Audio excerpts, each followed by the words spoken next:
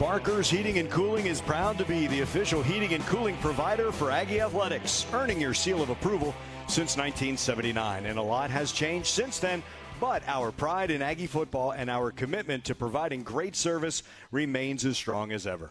Gig 'em, Aggies. The Aggies coming off their 17-9 win over then 13th-ranked Miami on Saturday. Third largest crowd at Kyle Field on Saturday. Saw the Aggies collect to that victory. And what's next, and we'll get into it during this hour, is 10th-ranked Arkansas on Saturday in Arlington. With the head coach of the Fighting Texas Aggies, Jimbo Fisher, I'm Andrew Monaco. Thank you so much for being here. And Coach, it was quite a week last week here in College Station, wasn't it? This team grew a little bit. Well, you did. And unless you never know who's going to get in the foxhole with you until adversity hits. All those things are great when everything's going well. Everybody sounds good, and then you find out from players I'm talking about. And, part of having success is dealing with failure. And, how to deal with it, the magnitude of it, that, it is catastrophic as far as you don't want that to happen. You don't want those things to happen, but they do. And how you deal with them, how you maneuver on, how you grow from those things. And I think our kids handled that. They eliminated the clutter, eliminated the noise very well, practiced really well, and went out and played a good football game against a very good opponent. And, had a lot of adversity in the game. I mean, from the adversity going from the week that we caused from not playing well the week before.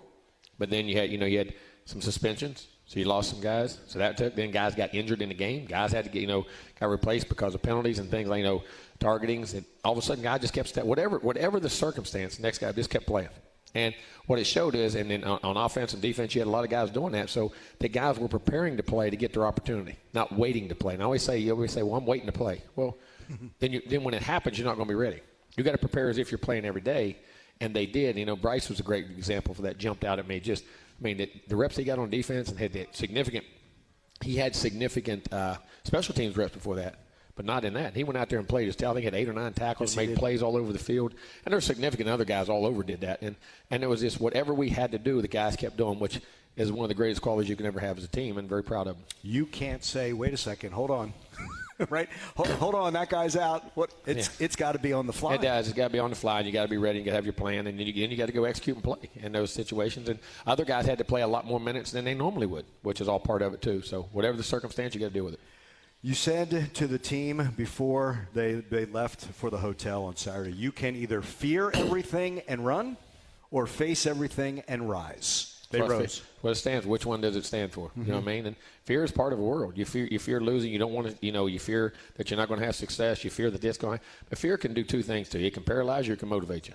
There's two things that happens to it, and it's never going to go away. People think it's anxiety. It's nerve. Well, it matters. No matter what you're doing matters. So that's where the fear or the anxiety comes from. Now, what you do with that is what separates people, in my opinion. And I was very proud of the way they went about it. They faced the situation. They rose to the situation. Now they got to rise again, and we still got to. We're nowhere close to perfect. We know that, and we got a lot of work to do in a lot of phases, all three. But we got another great. The best thing we got is a great opponent this week. Yeah, I told him last week, God blessed you. After the App State, you got Miami, who's a great team. That He blessed you because He gave you an opportunity to start changing the narrative of how you want it to change and make you prepare. We got it again this week. And we better be ready because Arkansas is a very, very good football team. This last week also, Jimbo, reminded me that your leadership council had to shoulder an awful lot starting on Sunday and then going into Saturday. You seem to have the right guys there as well. We do. We just got to discuss those things, and we all do it and understand why we do things, why we don't do things. And they have to be a part of that because, like I say, it is a family organization. We have to do it. I have the final decisions, but we have to talk through those scenarios and what goes on. So a very good group of guys. Now, they are all back, correct? Yes. And was it important for them to be back, not for this Saturday, right? That first snap on Monday? Yeah. I mean, listen, nobody's perfect. I'm not saying that. We wish we all were. We all want it to be. Now, learn from it, move on from it, and don't let it happen again. Hopefully that's what punishment's about. Punishment ain't, you don't punish to punish. You punish to change behavior. Mm-hmm. And you want behavior to change because if it does, then those guys have tremendous, tremendous futures, and they will. They made a mistake. So now we move on. We dealt with it. Now you move on. Do you feel like the team grew? I did. I mean, and not just from that, but from all the adversity. Mm-hmm. And that there's more in them than they think. Sometimes you don't know what's in you till you get tested. And there's a lot more. When that thing right there works, it's amazing what the body can do. And you eliminate all the things out and you put your mind to it and you understand and you push yourself to the limits of what you can be. 107,000 had Kyle Field. I don't think there was an empty seat there. If you could, off the top, you were asked about the difference between fans and what the 12th man really is. I mean, they said there was a bunch of people there. We don't have fans. We have family. 12th men are loyal. They love A&M. They love the school, the situations, and understand there's adversity. And we don't want any adversity. We don't want them to go through it. And they get frustrated. I get it. But they're still there for you every day. Who you argue with the most? Who gets on you the most? My mom, my dad, your family, the guys that challenge you the most and make you reach down the most. But every time you do something, they're always there to support you. Mm-hmm. And I say, the 12th man is not fans. They're family. And that was the beauty of being able to run out there on a Saturday night, right? Oh, Sold out again, Saturday. That's a special place in college football, is there not? And everybody says it in recruiting, and I say it. Well, they say you're prejudiced because you coach. It's the best place to play a college football game, period, bar none. It would be one thing, Jimbo, if this is the only place that you coached. Yeah, I've been well, you're such a historian, and you've been in so many different places. And I played some great coaches, some great places as being their coach, but I've also played in about all of them. You know what I mean? And I'm telling you, the atmosphere and environment, and our players say that. People say, I've been, but it's not. It's different. There's guys we recruited that went to Ohio State, that went to Michigan, that went to Alabama, that went to Georgia. That not that those aren't bad. I mean, they love it, but as they coach, it's different. Yeah. So and you have to, like they say, you have to be here to understand it. That's what A&M is about. 107,000 were here to witness the Aggies beating Miami 17-9. We're going to dive deeper into that victory. We're going to step aside and come on back to Rudy's Country Store and Barbecue. We're at 504 Harvey Road here in College Station. We'll continue with the Jimbo Fisher Radio Show. It's presented by Capital Farm Credit. This is Aggie Football from Learfield.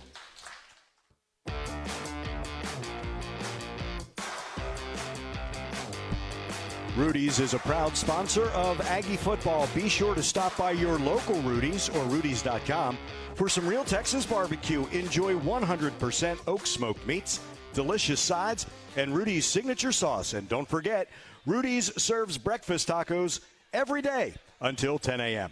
It is the Jimbo Fisher Radio Show presented by Capital Farm Credit. And coming up this Saturday, another edition of the Southwest Classic from AT&T Stadium in Arlington. Fighting Texas Aggies, who are 2-1, taking on the Arkansas Razorbacks, who are 3-0 and ranked number 10. More of that a little bit later on in our hour, right? That's what it is. It's our hour. Jimbo, with so many storylines, you had Max Johnson as his first start as an Aggie. What'd you think of number 14? They played a very solid game, managed the game well, managed the guys around him, got us in and out of the right plays in the right situations, took care of the football, and then they would throw a touchdown and make some really nice drives. And we're on the verge of 2 or 3 other really nice drives. And it wasn't always things he did. We could have helped him around him a little bit, some routes and different things. But, hey, developing and getting better. Bryce Foster, as your center, helps solidify that offensive line, doesn't he? He really does, and it was great getting him back in there, and size, speed, his athleticism, and all the things he does, and it really helped. Nice to see that line coming along. It is. It's going to get better. They got much better in that game. We were able to create movement. We were able to run the football a lot better. We're very physical in the game. Didn't play perfect, but got much better, and I like the progress they're making. I'm really enjoying going and bypassing the red zone and just going right into the end zone. Yeah, exactly right. Making big plays, and the chain and those guys. We had one down there too. Well, we had one we could have had a drop right there and could have had another one, but guys making plays, and we had a couple drives. Like I said, 2 or 3 of them stopped right there at the 40, 45 that we got to get over that hump. And there were plays there to be made, whether run or passes, and just getting there. But we're getting much better, a lot closer, and then hope we got to be ready this week. I thought, Jimbo, that drive where Devon goes the last 25 yards, but that's what Anais can do, right? He gets the 25 and the penalty. You have to know where 6 is at all times, but you better be aware of number 0. Exactly right. Well, and the other guys are developing too, but exactly right. You got to get those guys, and they're the main guys that start everything, and then everybody else feeds off of that. And they're going to create situations because people will start trying to take them away. And then the read's going to take you there, and you got to make your plays. And I think getting some guys back, the young tight end, Donovan made a nice play to start the game, which was a very big, nice reception there. He blocked well, doing the things, getting Max Wright back out there. And now we're starting to get healthier, getting guys back in place, and it's got to continue to get better. On that defensive side, you had Jalen Jones back there. Yeah, it's great to see him back, man. I thought he played a really good game. And not only cover and the holding, it was such a ticky. We had 3 of them. They jumped on our back, and we one of them, we touched somebody, and they called it, but he tackled well. And that was what you worry about a guy who hasn't played in a while because of injury, not just the cover, but the ability to tackle in space and play in space, and I thought he did an excellent job of that. We talked about this in your offense. The second to last play, he tackles the Miami wide receiver in bounds. Well, we work 2-minute situations one timeout, no timeouts, and the significance when you don't have timeouts of not giving the first down, getting a sack, something that sets the tone in the clock and keeps it running. And that was a big tackle that ate a lot of clap up and was a big part of it. Yeah, without any of those timeouts. And then the incompletion a little bit earlier. Jalen has been in this moment, and to me it was a terrific moment because we all got a chance to meet him as well on Monday. Was Albert Regis. Knocks down a pass, blocks the field goal, and Jimbo, he was impressive Monday in the media availability. Let me tell you, Albert's a he's a great young man, very intelligent guy, very conscientious guy, works very hard. And as a guy who, didn't, and as a freshman, didn't come in, here's one example, you don't come in and all of a sudden you're playing right off the bat. No. And he developed himself and kept getting better and working. And, he was 2 inches from blocking 2 kicks last week at App State the week before. And he blocked the one this week. The plays he's making on defense, the strides he's making, really, he is powerful. He's athletic. He's big. See, people don't realize he was a heck of an offensive football player in high school. He was a 260, 65, 70-pound guy that ran the football, tight end, could catch it, run in. And then we had concerns in the beginning of recruiting, just is this guy going to be big enough? Because, if you're not 300, 305 pounds inside at least, he's 315, 320. And he grew and then still was doing those things in high school. He's a very talented guy, and just when you get to know him, he's a really neat guy, really good guy. We have talked so much about two sport athletes. When it comes to football, you like guys who have played on both sides of the ball, don't you? Yeah, I do. You get an understanding. Your best football players, because the toughness and the skill. Everybody talks about defensive players are tough, offensive players are skilled. Real football players are both. And guys that can do both. And some of the best offensive players I've ever had, highly skilled guys, but for lack of a term, people say they got a defensive mentality, a toughness mentality. Well, I call it a football mentality. And some of the best defensive players were really skilled offensive guys that wanted to play defense and could make plays on the ball. They could adjust to the ball. The secondary guys and linebackers, they could see it, play it because they used to do it on offense. And real football guys, those great ones, they can do it anywhere.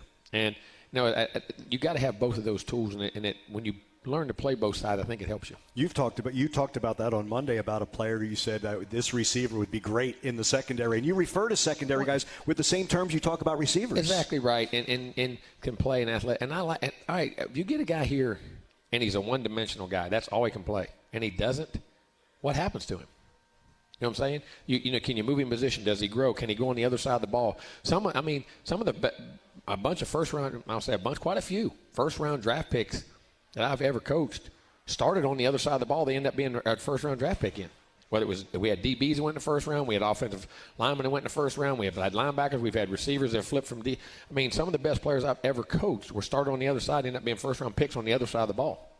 How about someone like Demetrius? How much has football changed? Demetrius Crown over a D lineman, offensive lineman. You can play at tight end, as athletic, a 6'6" guy as you're going to see, isn't he?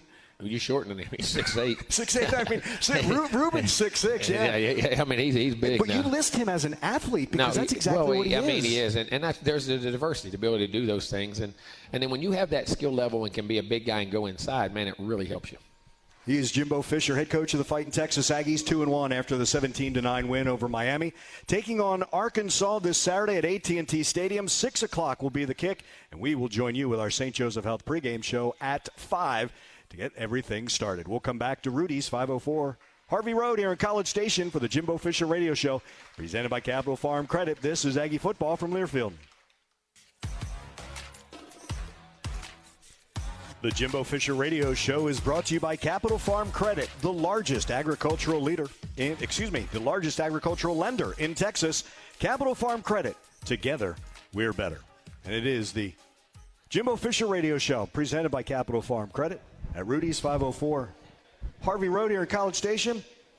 Jimbo, they're checking in from Melbourne, Australia. Olga, Uncle Arthur is checking in from Australia, and Effie, and I think now's the time to say that Nick Constantino is the SEC Special Teams Player of the Week. And when you look on our stat monitor, it doesn't say enough because it said, oh yeah, these number of punts inside the 20. We need an inside the 10. No, it should be. And the other punts in the field, how high their returner was dangerous. Mm-hmm. Tyreek is a very dangerous. Stevenson was a very dangerous guy, and hitting high punts, we could cover him, getting distance, getting the hang time right at the perfect thing. Then 3 of them inside the 10 to 1, 8, and 9. See, they only started one drive outside their own 25, which was the last one, and then 3 inside the 10, which makes a big difference. And even like I say, even on offense, you still move the ball, but then Nick took advantage of us being in that midfield area, that other 40, and not getting greedy, looking for yards. He was looking for placement. And who was down in all those balls? You had a Devon A-Chain once? Devon A-Chain. Talking about the guy did everything on offense, catching and running. He was the guy, and they forced him out of bounds a couple times trying to, as a gunner, and he circled back and fish hooked and caught that ball right there. He has such great space awareness to know those things. His instincts in those, just any kind of football is amazing. But Nick was absolutely outstanding. And I've said this all along. I think Nick's as good as there is in this country that I've seen. I've been around, and like I say, the hardest worker, and he deserves every accolade he gets. Damani Richardson forces the fumble. Chris Russell recovers the fumble on the punt. You love having those athletes on special teams. Well, let me ask you, you got to have your best players covered. Their best player with the ball in space is going to get it on a kickoff return or a punt return. Why do you not have your best players covered? And here's the other thing. If you're going to play in pro football, if you got a chance, you better be a special team. You got to play special teams to be a 2 or 3 players in one guy. Unless you're a top 10, 15 pick and a lineman or something, you're going to be on special teams. And I got to say this, the greatest players I've ever coached were the best special teams players I ever had. Or been around. They changed the game in all 3 phases, and that was the only turnover in the game. It was. And that was the difference in the game. You have also said this, if you're not the top 3 receiver, and you've said it also in the NFL, top 3 receiver, top 2 linebacker with some teams, you're actually going to get more snaps on special teams. So it's not surprising Bryce Anderson, who's on special teams, that's part of his moment. And then he'd been on the field. He transitioned, and he made an unbelievable tackle on that punt last week, too. Matter of fact, it was the last punt. The last punt. He took the shot, and the confidence it gives you just to get out on the field, make plays, and all of a sudden, then your opportunity comes on defense. And I've been on the field before. I've been in the action. I've done things. It's all part of that process, and you don't know. And why is the special teams play not as important as the defense or the offensive play? How do you know what play changed that game? It was a special teams play. And so they're all just as important. Then I'm watching the Buffalo Bills beat the Titans, and Tyrell Dotson recovers a fumble on a. Did he really? Yes, he did. That's awesome. Yes, he that's did. Awesome. And but what you're going to, instead of not getting any snaps, sometimes in special teams you can get a lot of snaps in a game. Well, and you're in pro ball, you make a living. Mm-hmm. There's guys that do nothing, but they may play nothing but special teams, or a majority of it on, and they make a living 8, 10, 12 years in the league, and different things, and it's just just as important as the offense and defense. There's only 53 spots up there, right? Yeah, exactly so right. Make yourself as valuable as possible. Watching Edgerrin Cooper play linebacker, I'm not supposed to, but sometimes your eyes just get drawn to number 45. Really becoming something special. He makes the flash plays. Because you see the flash, you see the athleticism. But what I'm happy about, he's learning to do a lot of things that sometimes you notice him when he does those. There's things he's doing that don't get as much you don't notice as much because how he fits a play. He's learning to play linebacker, not just make tackles. There's a difference. All right, I'm fitting my gap, I'm filling my gap, even when I'm not making a play, and then I'm able to make those flash plays and do the ordinary things, and then within the ordinary things, your talent takes over, and then it become great because you're in the right place. Because that's what people don't realize. We talk about these great plays. Great teams, like I say, always do the ordinary thing. You take a huge amount of average plays, cumulatively they equal greatness. As a subtotal, that's what greatness is. It means you're doing your job each and every time. And everybody looks, well, that's just what he's supposed to do. That's what he's supposed to. Exactly. And then all of a sudden, when you have a bunch of those together, that's how you play great. And he's doing that plus them using his athleticism. You clued us in when you were talking in the spring, in the fall. But Chris Russell, Tarian Lee, they've taken that next step, haven't they? They have to, and they've had to. Andre's down, and he's getting healthy and getting back, and those guys got to step up. And like I say, you don't know when your number's called, and they're doing a better job. It's the beauty of DJ Durkin's system as well, by having all these people. When you play them, Jimbo, and they get those reps, then you're fresh in that fourth quarter. Yeah, right? you do. You keep a rotation, and everybody says, I want to play every play, which you do. But what level are you playing every play? Are you pacing yourself so you can, or you all out? And you got to have that rotation, and it keeps you like those bodies. And plus, not just the fourth quarter, this year, all the games and the snaps and the physicality and the way the wear and tear on the body and what goes on. Jared Kerr comes in when Antonio Johnson. Awesome. Jared Kerr was awesome. Bryce Anderson was awesome. I mean, there was a lot of guys that just jumped in there. And then watching Tyreek Chappelle, who was in this spot last year, and then seeing what's next for him over the course, plays a terrific cornerback. No, he does. Tyreek is a very natural guy to what he's doing, and he's got a chance to be a really, really good player, man, and is playing good right now. We have some questions when we return to the Jimbo Fisher Radio Show. It's presented by Capital Farm Credit. We are at Rudy's, 504 Harvey Road here in College Station. Much more to come. Jimbo Fisher Radio Show, presented by Capital Farm Credit. This is Aggie Football from Learfield.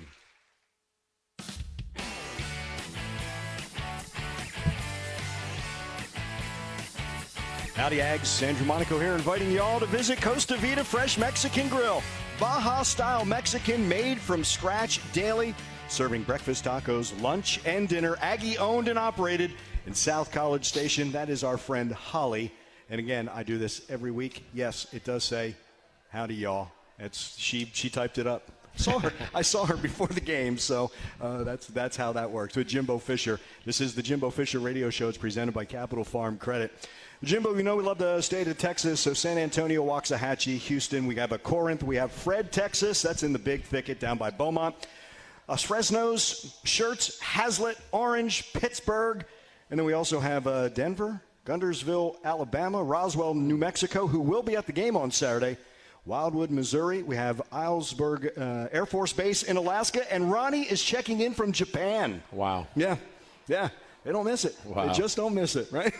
That's that family. Thanks, everyone, for listening. That is that family that you talk about. Jimbo, to the questions. Ian's getting us started. How has the SEC evolved since you were an assistant at LSU?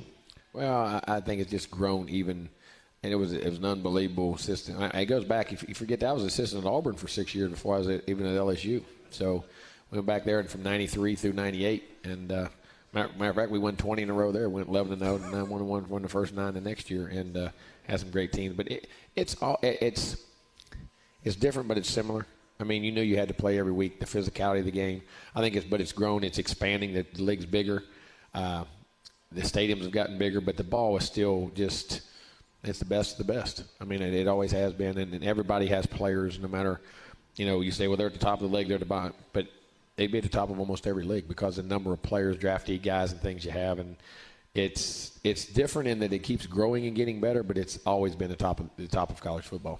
Always has. I think you blow some people away in our coaches' nights when you say this conference had this number of picks in the NFL draft, and this is what the SEC West had. That number is usually higher. Well, you can go SEC West and go SEC West over complete leagues in college football. Mm-hmm. Just our division, our side of it, dwarfs 2 or 3 leagues cumulatively how many guys they had drafted. And that's what you play of just on this side. But the whole league, it's when you really start looking at those kinds of numbers, it kind of really just jumps back at you, and you realize it's just different.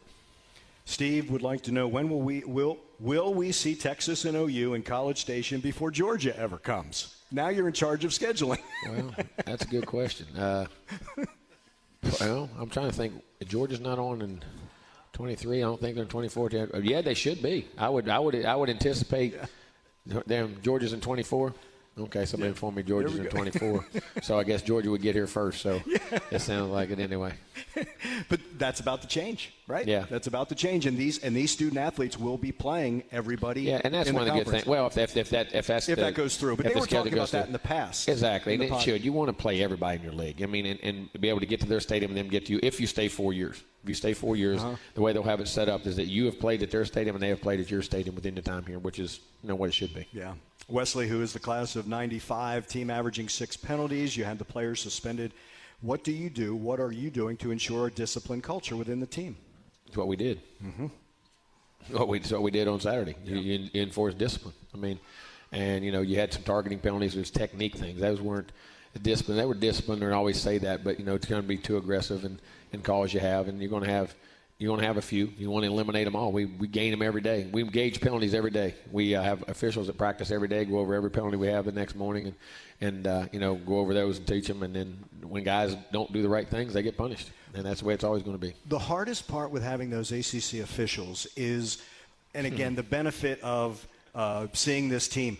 This team's not taught to tackle to target. You know what I mean? But they don't see that. But I know the SEC officials come in. They get a chance to talk with all the teams, all the coaches, we have go over rules and watch a little bit. But the ACC officials or out-of-conference officials don't know that. And I don't even know if they take that into, They do. They're going to call what they see. And then you got to get off the head and neck, and you got to see what you hit. You can't hit with the crown. You can't drop the helmet. And those are the first ones we've had in a long, long time. Long time. It was weird to have 2 in one game. Yeah. And maybe since my first year. My first year, we had a couple in a game over South Carolina. Yes.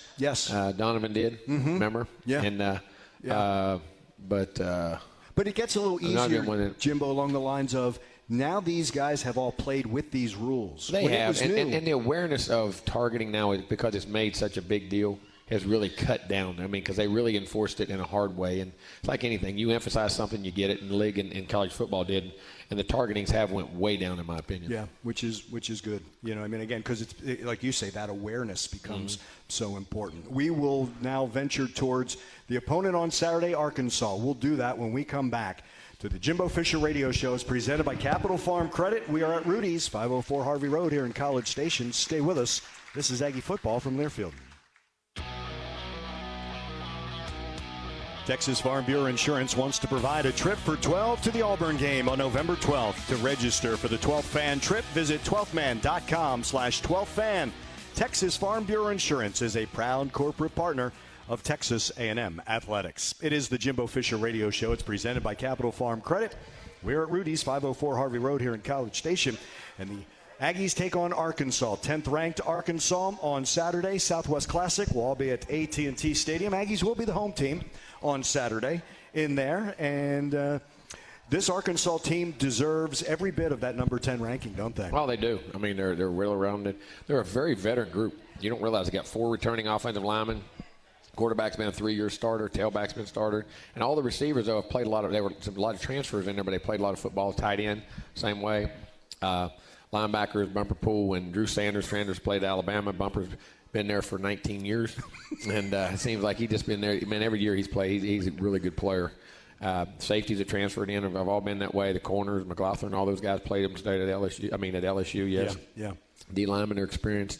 Just a very veteran group, and now that makes a difference. Those old guys that know how to play, know how to do things and play, and they've played really well in all 3 phases. It says something about what Sam Pittman is building, right, for guys who want to stay and still be a part of another year of that, and guys who transfer say, I want to be a part of that. They've had a great success with a lot of transfers and the recruiting. And now that's the thing about college football right now. You can change the dynamics of your team, and it can, and not only with high school recruiting, but that transfer portal with veteran guys, you can hit that thing, and just a different. And he's done a great job at that. And they're coaching them very well. They're coaching all 3 phases well. Like last week, they broke the game open at the end in the fourth quarter. What put them ahead was a punt return. Yeah, 82-yard punt return. So yeah. KJ Jefferson, it's really when I see him now, I think about what you say. He's had saddle time. Oh, he's in his third year starting. I mean, he's been there a long time. He's big. He's strong. He can throw the football. He understands the system, making plays at critical moments in the game. It's hard to get on the ground. He can, whether it's a scramble or a quarterback run. And, just a big veteran, really good player. This is really going to be what you always say. The guys with their hands in the dirt or the turf will decide this one. They always will. They'll start it, and then the skill guys got to finish, make the plays when they get chances. And, they're good up front. Hopefully we're getting better and better up front in both sides, and got to keep growing. Does anything come into play, Jimbo, about missing an opportunity last year against Arkansas? Yeah, I mean, you always, those things in your mind. There's never revenge. This is a different team, and you get in revenge, you think the wrong things. It's not that. It's just that you want to play. It's a quality opponent. Your first SEC game. It's an SEC West game, so I always tell them double whammies because that's on your side. It's a close game. You're recruiting a lot of the same players, a lot of the same people, those types of things. And you need to, if you want to get better, you got the chance to redeem yourself as far as getting back on top of a situation in a game. It's a combo of some of the players on both these schools and both these rosters have played there before, right? Oh, yeah, they've both been played in successful high schools. Yeah, exactly. Played there and done that and done all those things. And like I say, Sam's done a great job. I like Sam. Sam's a great guy. Sam Pittman's a great coach, great guy, good person, consider him a friend. And but they've done a good job there. And like you say, they've recruited there. And so a lot of those players, like you said, have been in state championship games there. And that's one of the neat things about playing there for our kids. Every kid wants to – when you're in high school, that's where you want to end up. Mm-hmm. You want to end up playing – in that stadium, because that's where the state championship games are. So if you didn't get there now, you can get there with us. Yeah, that's exactly right. And you like to use it not just for all the Aggies in North Texas, but possible NFL if you like that in your future, possible playoff game. Well, yeah, when you have get that neutral site success. games, it's just different scenarios that you go into, whether playoff games, bowl games, all that type of stuff, and it's a different environment, and then you get used to it. I asked Randy Bond this week, have you kicked at AT&T Stadium? He said, I got to be honest with you, we weren't very good at Plano West, so we didn't get a chance to go that far. But even then, that becomes that's some juice for the players who have not been. Yeah, it is. At AT&T Stadium, they all, right? like I said, they all wanted to dream of that one day. Now they're getting an opportunity. Yeah, and that will be Saturday. 6 o'clock will be the kick. We'll join you at 5 with our St. Joseph Health pregame show, the Aggies and Arkansas. More on that as we have one more segment of the Jimbo Fisher Radio Show. It's presented by Capital Farm Credit. Stay with us. This is Aggie Football from Learfield. Our final segment of the Jimbo Fisher Radio Show, presented by Capital Farm Credit from Rudy's, 504 Harvey Road here in College Station. Again, Saturday, 5 o'clock with our pregame show. 6 o'clock will be the kick between the Aggies, who are 23rd ranked, and Arkansas 10th ranked. Again, a little after 6, the kick between these two Southwest Classic teams. And Jimbo, now we get to the lightning round of the things that I think about while I've been at practice that I want to pass along. How advantageous is it to have a guy like Eli Stowers and a guy like Blake Boast be your scout quarterback against someone like KJ Jefferson? Well, it's really good. Strong as well. You get the athleticism, you get the arm, those kind of guys, and you never simulate a guy totally, but at least he give you some kind of simulation and very close. I always like to see those. Those are two high character quality young men. Yeah, it's, Eli's got some size, and Blake just keeps on slinging it. He just, again, you love to see that kind of confidence. Like, we don't see that in the game, but that's the kind of progress that you get a chance to see day in and day out. All those guys, you? They develop. Like when you're on scout teams and getting guys ready, you don't realize how much better because you're going against your offense and defense's best. So as a scout team guy, you say, I'm doing it, but I'm going against them the speed of the game, understand how they're going to hit. It's amazing the development those guys can make doing that. Yeah, we talk about how do you process things. That's the part as well, being on that other side, right? Yeah. Getting that. Same way we talked about guys who play on both sides of the ball. Exactly right. in the game. And understand how to process, how to develop, how to be a great teammate. And at the same time, you're enhancing your own skills. When you have two backs, you've had Ernest Crownover and L.J. Johnson. They scored the touchdown. They got the first down. You can have Anias. It reminds me of Jimbo at Florida State with that two-back. Well, you do. We could do that. Mari Daniels in there doing a great. He had some nice carries in the game. And those guys are all really good. And Le'Veon Moss is an outstanding player. He's going to be a really good player for us. I think all those guys will get time. And it's just been a weird. The second game, you didn't have many reps for getting into the groove. Those guys will continue to play and play a lot during this season. Yeah, and that's the reason, one, you bring them in, and two, why they come here. And you can just see that energy and that juice, if you will, on that practice field. They're talented. They are. And right in the last week or two, they're really starting to just grasp everything and feel very comfortable with all the different things they have to do in a game, because the back's skill set has to be not just running, but all the things they have to do. And it's a very unique situation, and those guys are really starting to come and going to be really good players. And you've always said, just because they're not playing, I'm not saying this, exactly but right. It's everything. It's hitting the right hole. It's running the right play, but it's pass protection. All the of scheme, that. The tempo, the routes, the catching the ball. I mean, everything that that it takes there. And it's just like Albert's a great example. Yeah. A year ago, no one knew who Albert Regis was. Now Albert Regis is becoming a guy. And those guys all will get their chance, and it's going to happen. And like I say, we're in a world right now where if you don't, all of a sudden it doesn't happen the first year, the second, we act like, oh my God, what's going on? It doesn't. No. Guys are developing to play and having patience and do the right things. Are you appreciative that you've had a pretty good number of players, Jimbo, the Jaden Peavies, the Tyree Johnsons, just to name a few? Jalen Preston is one. Stuck around to see it through. Yeah, it is. And when guys can leave and do things, those guys have all been real good players, and it's been a great career for them. I think it says a lot about who you bring in. And again, you've always said players set the culture. Well, they do. I mean, the culture of your program, what goes on, and I think it says a lot about A&M too. They want to be at A&M. They want to get that degree at A&M. They want to get that ring, and then they want to play for us and do the things they have to do. I know this was something from last year, but Jaden said, I made a promise to myself. Yeah. You always talk about looking at that guy in the mirror, right? That's the guy. That's the guy at the end of the day you got to answer to. And when you can set your standards, and that's what I say a lot about a lot of people, whether it's a coach or anybody on our team or our players, our standards for ourselves and our organization are always higher than ever. I mean, we understand why things happen, you know what I mean? But there's nobody who set those standards to you got to meet. And when you set your own standards higher than everybody else's, you understand that, and that's the guy that you got to answer to that really makes a difference. Anaya said just what you said. This team can get better. It is, and that's some of the best teams I've ever been on. They were not self-made right off the bat. I mean, they just kept working every week to overcoming things. And again, we got a lot to overcome and still got to get better, but we can and have the ability to do it, have the coaches to do it. And then it's bound to your own fortitude about how you look at yourself. And everybody's got that individual responsibility to drive yourself. We drive you as coaches, say, well, give me some motivation. Listen, motivation goes away. You can only be motivated so much. You're either wired to do it or you don't. You got to learn that wiring, that hard wiring, to be able to grind through those things. And because all that motivation, that rah-rah goes on after about the first 10 minutes of practice, that all goes away. The first 5 to 10 minutes of the game, somebody knocks the heck out of you, all that goes away. You either got it or you don't. But your own preservation of yourself and the way you look at yourself and the way you push yourself that makes a difference. And that's but you got to instill that and understand, help guys to understand how to get that out. I'm going to use the analogy with baseball. Jim Schlossnagle said when he was here his first year, he was the one who talked about Omaha. Now the guys returning to that team, they have that experience. For you, it doesn't have to be just the coaches. Now this team there's a leadership and an ownership that they seem to have. Any team, you can give them the vision and give them the directions. They got to go on the journey. We're on the journey together, but you have to go on that journey yourself, and you have to be willing to accept the journey and look forward to the journey. And that's to me, that's the key of it. We talk about the results and all the other. Do I embrace the grind of the journey? And that's where all the relationships are made. That's where the bonds made. That's where your character's made. You know what I'm saying? And embracing that grind of that journey to be able to go where you got to go and have guys that those guys we were fourth in the country, and we understood what the Orange Bowl was. We understood what one of those games were. We understood that there's some guys on this team, and they got to keep giving that vision to those guys, and then we got to push it out of them.